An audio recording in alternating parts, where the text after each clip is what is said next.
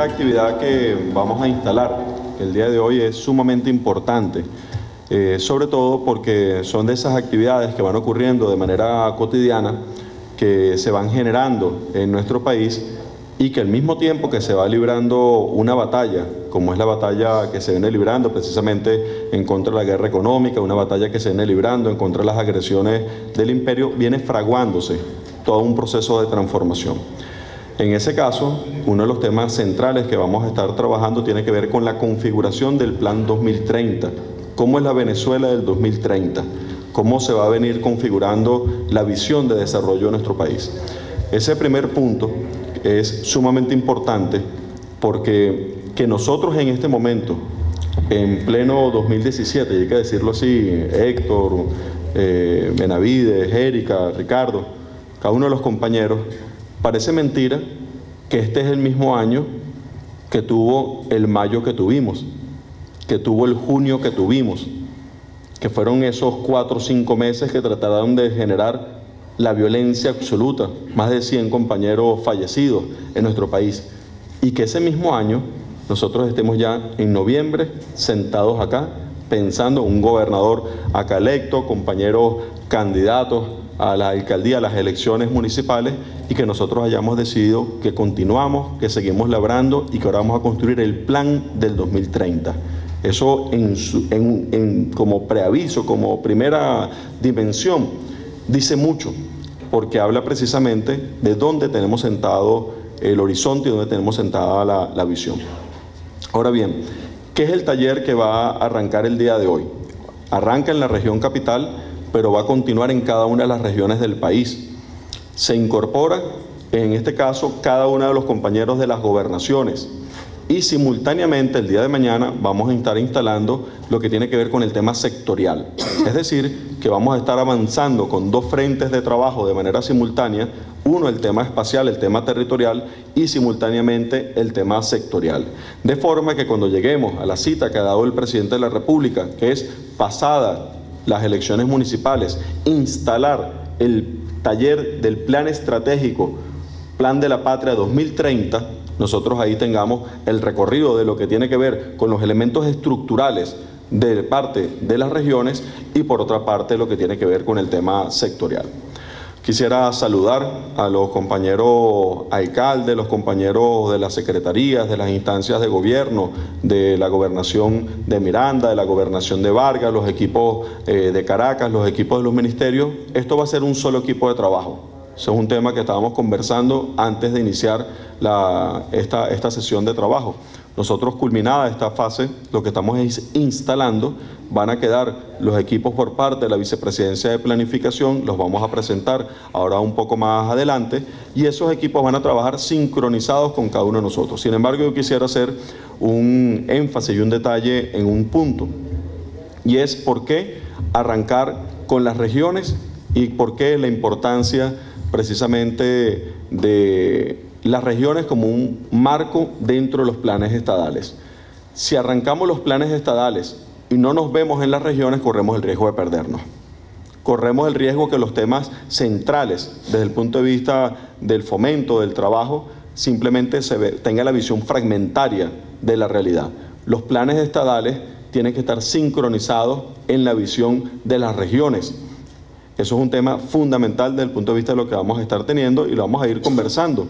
Tiene que ver con la agregación, tiene que ver con la economía de escala, tiene que ver con la sincronización del sistema de recursos, tiene que ver con las escalas desde el punto de vista del trabajo. Es decir, que este punto es sumamente importante. En el caso de Héctor, que lo estábamos hablando ahora, con Eric que estuvimos conversando, con Benavides, vamos a estar buscando la manera que lo concreto que vamos a estar fomentando en el caso de las gobernaciones tenga precisamente esta escala desde el punto de vista regional y por supuesto desde el punto de vista nacional.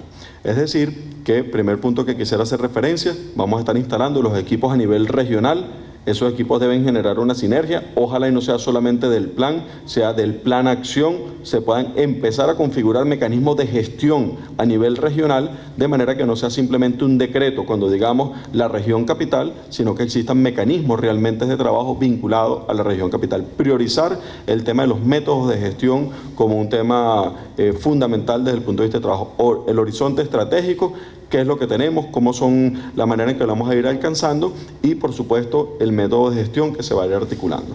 ¿Con qué vamos a contar para eso? ¿Qué elementos vamos a tener desde el punto de vista del trabajo? Cada uno de los equipos va a poder contar con la plataforma desde el punto de vista geográfico y estadístico. Eso es un tema que está propiamente a la disposición, está dentro de la configuración del trabajo. Es decir, que vamos a contar con una plataforma para todo el trabajo desde la escala del segmento censal.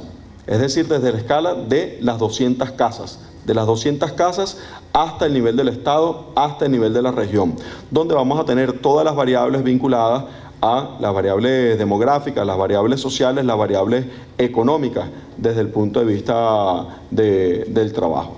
En ese sentido, es sumamente importante que no vamos a tener solamente los datos censales, sino que la frecuencia de actualización de datos que aplicamos en el Instituto Nacional Estadístico. Es decir, que vamos a poder tener el monitoreo continuo de las políticas que estamos efectuando, que estamos desarrollando. Entonces vamos a contar con la información desde el punto de vista estadístico. Adicionalmente vamos a contar con la información desde el punto de vista geográfico. Eso es un soporte muy importante, anteriormente no ocurría de esa manera, pero vamos a contar con todas las bases cartográficas, todos los sistemas de información. Hemos acordado con la Escuela Venezolana de Planificación, está a la disposición la organización de unos talleres de formación, capacitación vinculados al manejo de estos instrumentos. En el caso del Instituto Estadístico, el manejo de todos los sistemas de modelación, de consulta de datos que tenemos, y en el caso del Instituto Geográfico, los sistemas de información propiamente visto. Entonces vamos a tener esa parte vinculada a lo instrumental, al manejo de la información, y desde el punto de vista de la formación, de la capacitación, vamos a tener los talleres que propiamente la Escuela Venezolana de Planificación estaría generando para cada una de las instancias de trabajo. Estaríamos empleando el núcleo de Caracas como el núcleo regional de la Escuela Venezolana de Planificación, de manera que podamos tener un programa de formación, capacitación que vaya permanentemente desarrollándose en todo el trabajo que vamos a estar articulando en cada uno de los equipos. Es decir, que con este taller, con esta visión que estaríamos generando, estaríamos dando cumplimiento a una de las tareas fundamentales que ha planteado el presidente de la República para el desarrollo del presente y el desarrollo del horizonte inmediato. Configurar el plan de la patria al 2030, un país que vive en las esperanzas, que vive en la realidad y que desafía precisamente la construcción de su futuro. Es construir las bases materiales, las bases financieras para el desarrollo del socialismo. ¿Cuál es la visión que tenemos y el esquema que ha instruido el presidente de la República? Pasadas las elecciones municipales, vamos a estar trabajando arduamente todo el país, el proceso constituyente desarrollado plenamente para articular el Plan de la Patria al 2030. Los ODS, los Objetivos de Desarrollo Sostenible que se vinculan a nivel de las Naciones Unidas, los tenemos configurados en Venezuela. ¿Cómo va a ser los urbanismos de la Gran Misión Vivienda Venezuela en el 2030? ¿Cuál va a ser el número de personas que van a estar en las escuelas? ¿Cuál va a ser la cobertura de los servicios de gas, de los servicios de electricidad, de la recolección de desechos sólidos? Cuando digamos que un centro poblado X, Los Teques, va a tener X números de habitantes, ¿cómo va a ser el desarrollo de su trama urbana? ¿Cómo va a ser el sistema de movimiento de los Altos Mirandinos? ¿Cómo se va a articular absolutamente toda la región? Esos temas que son muy concretos tienen que ver con la visión del desarrollo del Plan 2030. Estos talleres que se están instalando tienen dos vertientes. Una, lo que va a ser la visión de las regiones, los planes de los estados articulados en la visión de las regiones. Dos, los planes sectoriales que se instalan el día de mañana. Es decir, que vamos a tener un brazo avanzando en cuántas cabillas hay que hacer, cuánto cemento hay que generar, cuántas tuberías hay que construir, que son los planes sectoriales propiamente, y por otra parte, la espacialidad, la territorialidad, las regiones desde el punto de vista de desarrollo. Esas dos vertientes van a confluir en el taller que han convocado el presidente de la República República, pasadas las elecciones municipales, para construir la visión del largo plazo del 2030. Quisiéramos aprovechar esta oportunidad para referir a algunos temas novedosos que se plantean dentro de la configuración de nuestro país. El caso de Caracas, el caso de la capital. Evidentemente Caracas existe como una ciudad-región. Ese es su esquema fundamental.